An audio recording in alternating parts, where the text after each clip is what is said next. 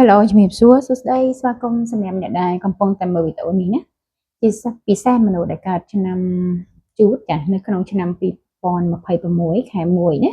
អញ្ចឹងយើងមកមើលថាតើនៅក្នុងខែ1ដើមឆ្នាំចាក្នុងខែ1នេះ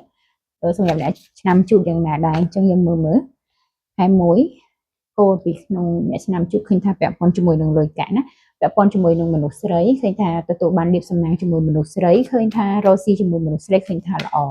អញ្ចឹងយើងមើលអំពីរឿងការងារសម្រាប់អ្នកឆ្នាំជូតចាការងារចារឿងយ៉ាងណាដែរការងារសម្រាប់អ្នកឆ្នាំជូតណាពាក់ព័ន្ធជាមួយនឹងការងារយើងណាឃើញថាការងារយើងណាគឺស្លឹកពាក់ព័ន្ធជាមួយនៅ Nine of Pentacles ឃើញថាល្អឃើញថាការងារយើងអត់ជាបញ្ហាទេអាចតាណាទៅបានព្រោះនៅក្នុងខែ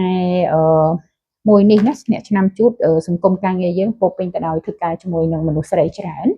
ចាឃើញថាជោគជ័យជាមួយនឹងមនុស្សស្រីណាពាក់ព័ន្ធជាមួយនឹងលុយកាក់មើលយ៉ាងណាដែរមានរឿងអីគួរតែប្រយ័ត្នទេចាមើលឃើញថាពាក់ព័ន្ធជាមួយនឹងលុយកាក់យ៉ាងណាដែរលុយកាក់ក៏មិនជាបញ្ហាដែរឃើញថាសម្រាប់លុយកាក់យើងណាឃើញថាវាមានរឿងល្អចូលមកច្រើនចាប៉ុន្តែគ្រាន់ថាបានលៀបពីស្នេហាមកច្រើនហើយមិនទាន់បានជាលៀបធំដុំទេតែគ្រាន់ថាបើឲ្យពិបាកមកវាមិនទេគ្រាន់ថាអាចនឹងថាចំណូលចាយមកវាតិចជាងតិចជាងចំណាយតិចប៉ុន្តែបើសិនឲ្យតឹងតែង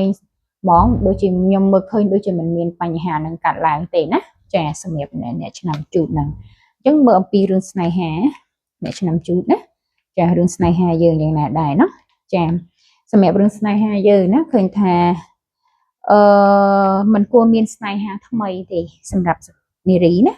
ព្រោះដោយសារអីអាចស្នេហាមានការបោកប្រាស់អាចស្នេហាមានចំនួនសម្រាប់អ្នកដែលមានជីវិតប្តីប្រពន្ធវិញឃើញថាអាចនឹងត្រូវស្នេហាផ្ដាស់បោកប្រាស់បានន័យថានឹងមានរឿងរ៉ាវជាមួយនឹងប្តីប្រពន្ធណាដោយសារតែអ្នកទី3